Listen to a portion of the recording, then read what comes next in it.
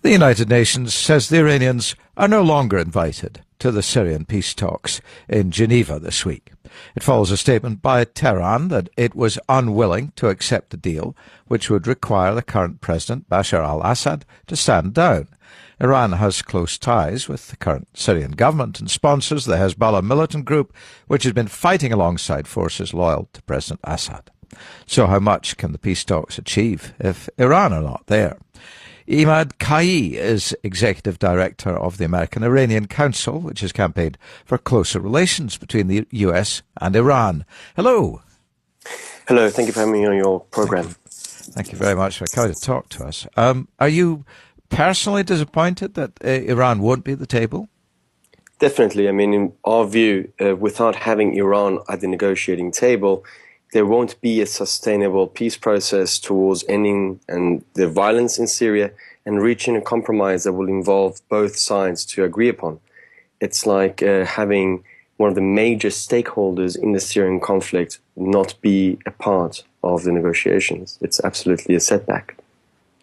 But then, on the other hand, I mean, some other people have compared this to the poacher not being there when the fox hunt takes off. I mean, is that fair? I mean, Iran has had such an influence and maybe a murky influence in the region for so long.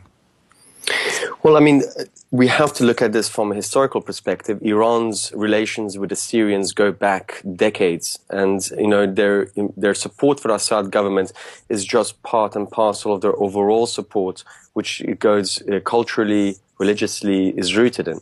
And so that's why when you have negotiations that tend to have an aim of stopping the violence on the ground, you definitely need the Iranians there for two major reasons. One is that they have a lot of influence over the Assad government.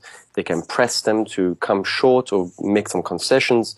At the other side, they also are able, as a regional power, to facilitate many of the measures needed to stop the violence and open up the gateways and pathways for humanitarian aid to get in. So they can play a very constructive role if they are given the chance.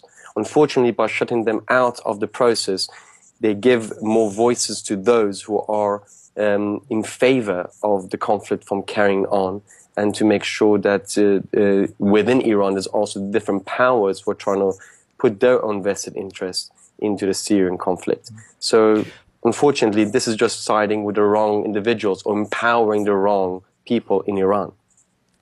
Earlier in the day at the UN, we had Martin Nasersky, who speaks for the Secretary General, saying that they're very disappointed with Iran. The reason that they are is because the hardliners spoke during the day and said they would never go for a plan that involved an interim government and the eventual removal or replacement of President Assad. I mean, isn't that a key problem if Iran goes in there with a fixed position?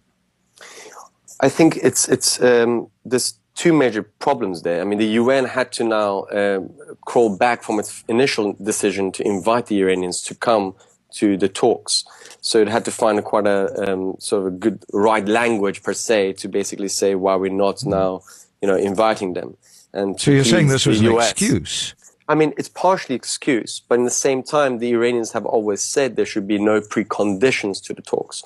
And I think Mr. Lavrov, the current foreign minister of Russia, summed it up quite nicely by saying that we cannot have those who we see eye to eye with at the table. We also have to engage those who can have a longing and powerful stake in how the negotiations go. So in a sense, we can't always just, preach to the choir. We just need to have those, we can disagree with also at the table. And this is where I believe Iran would have played a very important role at the talks. And Rod, just to give some of your listeners a